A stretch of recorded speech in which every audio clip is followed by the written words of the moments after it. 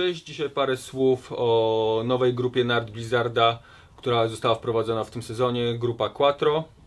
Jest to grupa, w której każdy narciarz znajdzie coś dla siebie.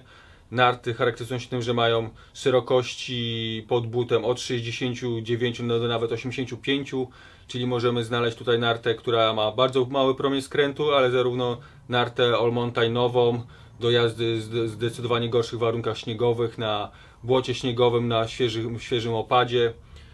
Więc tak, jest tutaj narta 69 pod butem, narta z krótszym promieniem skrętu, w płaszczu tytanowym, więc narta dla osób dobrze jeżdżących, ale lubiących jeździć zdecydowanie krótszym promieniem skrętu. Z drugiej strony najszersza narta 84 Ti, również bardzo sztywna narta, natomiast narta szeroka pod butem, narta, która na stokach zdecydowanie gorzej przygotowanych będzie sobie bardzo dobrze radziła.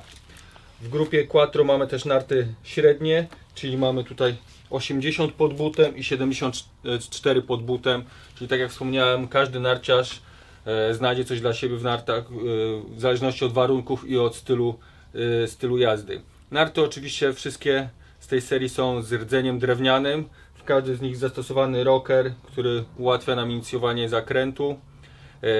Narty wykonane w technologii sidewall, czyli ze ściętymi ściankami bocznymi. Oczywiście w zależności od klasy narty ten sidewall jest dłuższy albo krótszy.